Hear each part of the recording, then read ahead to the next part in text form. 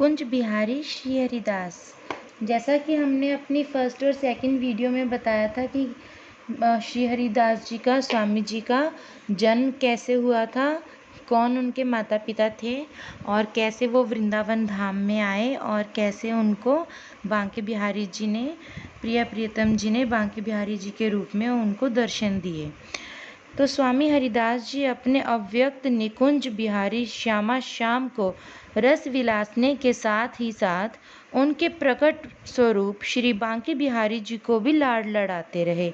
एक स्थान पर की गई उनकी सेवा दूसरी जगह भी प्रकट हो जाती थी। स्वामी जी ने कुछ समय के पश्चात बिहारी जी को लाड लड़ाने की सेवा जगन्नाथ जी और उनके पुत्रों को दे दी। स्वामी जी ने ही बिहारी जी की 3 आरतियों का क्रम निर्धारित किया।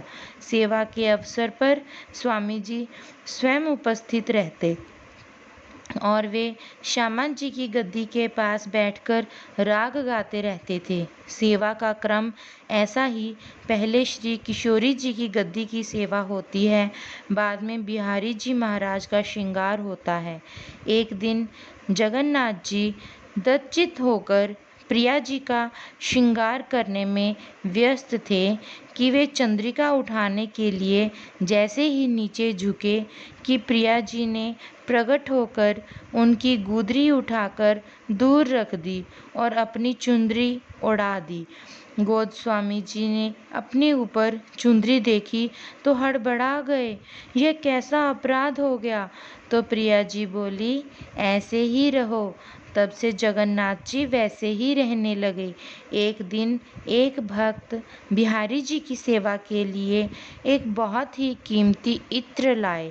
उस समय स्वामी जी यमुना पुलिन पर बैठे प्रियतम की होली लीला में संलग्न थे। सहसा प्रिया जी की पिचकारी का रंग समाप्त हो गया। स्वामी जी ने बिना नेत्र खोले भक्त की ओर हाथ बढ़ा दिया और इत्र की शीशी यमुना पुलिन में उड़ेल दी। भक्त अत्यंत दुखी हो गया। स्वामी जी ने जब नेत्र खोले तो जगन्नाथ जी को कहा कि भक्त को बिहारी जी के दर्शन करा दो। जगन्नाथ जी ने जैसे ही मंदिर का पट खोला तो इत्र की खुशबू को वहां सर्वत्र व्याप्त देखकर भक्त अचंभित हो गया।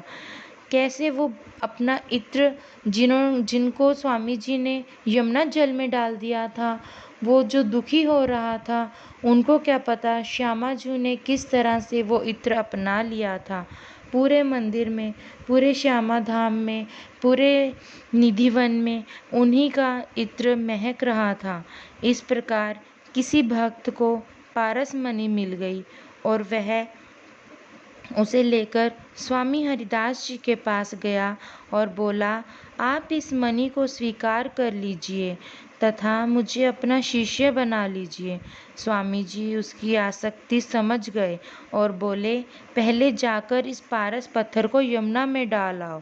वह भक्त परेशान हो गया, पर करता भी क्या। स्वामी जी की आज्ञा मानकर वह चला गया और मणि को यमुना जी में डाल दिया।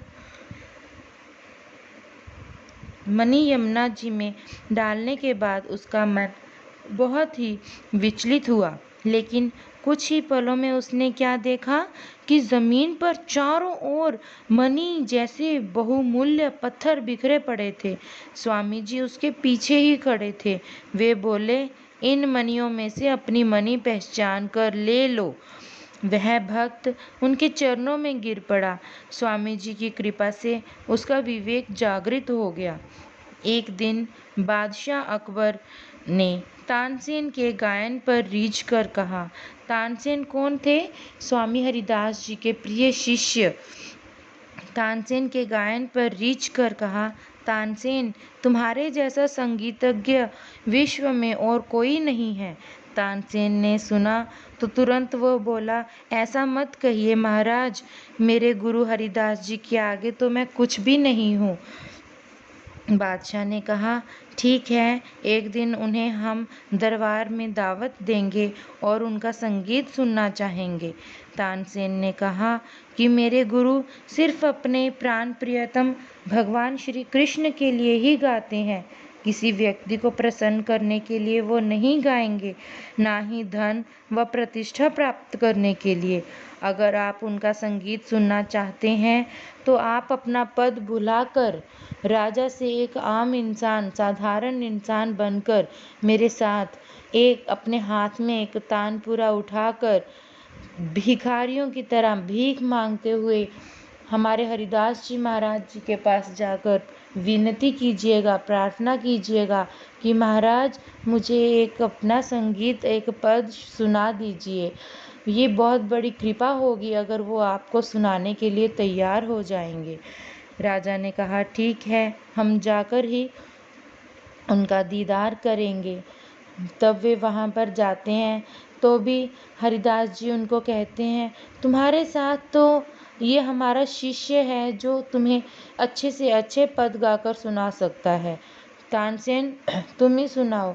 लेकिन अकबर हरिदास जी के मुख से सुनना चाहते थे, इसलिए उन्होंने, तानसेन ने गलत शलत और सही ना संगीत सुनाया नहीं है। संगीत उन्होंने अजीब सा सुनाया तो हरिदास जी उन पर क्रोधित हुए कि तुम ये कैसा संगीत सुना रहे हो, ये तो मैंने तुझे नहीं सिखाया। वास्तव में उनके मन में क्या चल रहा था कि वो स्वामी जी के मुख से ही पद सुनना चाहते थे। तो फिर स्वामी जी ने कहा ठीक है, मैं ही पद सुनाता हूँ। तब उनका पद जैसे ही उनका सुना तो महाराज अकबर का पूरा मन हर्षित हो गया।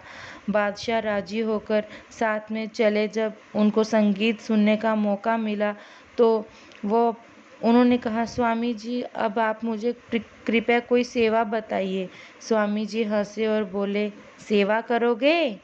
और अपने शिष्य से कहा इन्हें बिहार घाट की उस सीढ़ी को दिखा दो जिसका एक कोना क्षतिग्रस्त हो गया है। बादशाह तो इतना बड़ा राजा था, अब एक सीढ़ी की पेंडी अगर थोड़ी सी टूटी हुई है उसको बनने में कितना टाइम लगेगा। जैसे कोई उसके मन में तो ये चल रहा था कि एक मिस्त्री आएगा, 2 ईंट लगाएगा, प्लास्टर करेगा, उसके ऊपर सीढ़ी कंप्लीट हो जाएगी। लेकिन उनको क्या पता था कि ये सब क्या होने वाला है। स्वामी जी ने उनको कुछ देर के लिए दिव्य दृष्टि दे दी। जैसे ही वो वहाँ पर पहुँचे घाट पर, बिहार घाट पर, उन्होंने सीढ़ी को देखा। उस क्षतिग्रस्त सीढ़ी को देखते उनको एकदम होश उड़ गए। उस पर तो जैसे बहुमूल्य रत्न जड़े थे, वैसा एक भी रत्न उसके खजाने में भी नहीं था। वापस आकर वह भक्त हरिदास जी के चरणों में झुक गया। हरिदास जी के बहुत से शिष्य हुए। इनमें से गोस्वामी जगन्नाथ जी के 3 पुत्रों में से गोपीनाथ जी श्रृंगार सेवा के, श्री मेघश्याम जी राजभोग सेवा के और श्री मुरारी दास जी शयन भोग सेवा के अधिकारी थे। मेघश्याम जी के 4 पुत्रों में से दूसरे पुत्र बिहारी दास जी को स्वामी जी की विशेष कृपा प्राप्त हुई। वे सततः स्वामी हरिदास जी के साथ ही रहते। आज हम अपनी कथा का विश्राम यही करेंगे। कल आने वाली कथा में हम आपको ये बताएंगे कि स्वामी जी का निकुंज गमन कैसे हुआ। तब तक हमारे साथ जुड़े रहें। कुंज बिहारी श्री हरिदास श्यामा श्याम की जय, बांके बिहारी की जय।